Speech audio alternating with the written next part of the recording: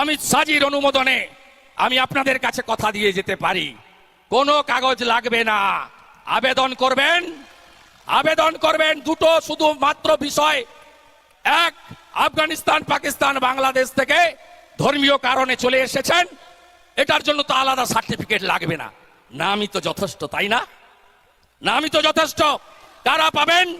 হিন্দু, শিখ, Buddhist, Jain, Parsi, খ্রিস্টান, যারা অত্যাচারিত হয়ে পালিয়ে আসতে বাধ্য হয়েছেন। এই বাংলায় 3 কোটি হিন্দু, তারা, এবং এটা অপশনাল, যে আবেদন করতে পারেন, সবার আবেদন ম্যান্ডেটরি নয়, অপশনাল। যারা আবেদন করবেন তাদেরকে গৃহমন্ত্রক সার্টিফিকেট ইস্যু করে দেবে। আপনার কাছে আর 71-এর আগের দলিল চাইবে না। আর সাথে সাথে আমার সম্মানীয় সংখ্যালঘু মুসলমান সর্বস্তরের চাচা থেকে ভাই বোন, দিদি থেকে মাতৃসম, যারা নিশ্চিন্তে থাকুন, এই আইন কারো নাগরিকত্ব কেড়ে নেওয়ার আইন নয়। এই আইন মতুয়া সমাজ, পিআর ঠাকুরের লড়াইকে সমর্থন করার আইন। একজনেরও কারোর কোনো ক্ষতি হবে না। এই মিথ্যাবাদী মমতা ব্যানার্জি চরম মিথ্যাবাদী। এই মিথ্যাবাদী মমতা ব্যানার্জির কথায় পা দেবেন না। বলছে আবেদন করলে চাকরি চলে যাবে, আবেদন করলে স্বাস্থ্যসাথী না ঘোড়ার ডিম, আর কি লক্ষ্মীর ভান্ডার। আমি চ্যালেঞ্জ করলাম মমতা ব্যানার্জি, হারিয়েছি তো আমি, আমার কাছে হেরেছে তো।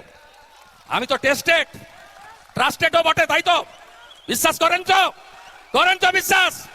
আমি কথা দিয়ে যাচ্ছি, ছুঁতে বলুন একটা মাকে লক্ষ্মীর ভান্ডার। ওটা কি মমতা ব্যানার্জির কি পৈতৃক সম্পত্তির টাকা নাকি?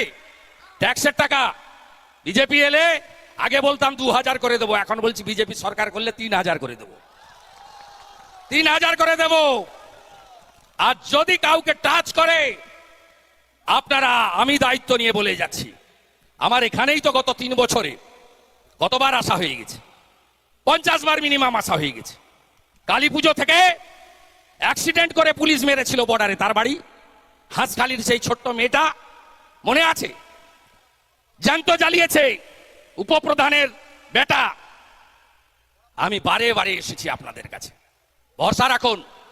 আর আমার প্রিয় ভারতে থাকা, পশ্চিমবঙ্গে থাকা, কয়েক পুরুষ ধরে থাকা মুসলিমরা 2 দিন হয়ে গেছে কেউ পাদে পা দেননি, আর দেবেন না।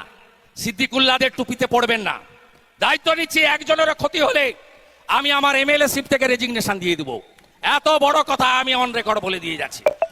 জোট বাঁধন তৈরি হন, জগন্নাথ দা জিতবে তো? আমাদের এমপি এমএলএদের কাজ করতে দেয় না, প্রশাসনিক সভা হয় এদের ঢুকতে দেয় না, এদের ফোন ডিএম দূরের কথা ভিডিওরা ধরে না। আপনারা আমাদেরকে 19-এ দিয়েছেন, 21-এ 2 হাত ভরে দিয়েছেন, আর 2 বার দিতে হবে, 24 আর 26। তারপরে রানাঘাটকে যদি সোনার রানাঘাট বানিয়ে দিতে না পারি, তাহলে 3য়-বারের জন্য ভোট চাইতে বিজেপি আসবে না। কথা দিয়ে গেলাম আপনাদের কাছে। তৃণমূলকে ঘরে ঢুকতে দিবেন না ভোটের প্রচারে। পুরুষরা কথা বলবেন, মহিলাদের ঘরের ভিতরে রাখবেন। কেন বললাম? সন্দেশখালীর মায়েরা কি বলেছে, বোন পদ্মা কি বলেছে, বোন রেখা কি বলেছে, শুনেছেন তো?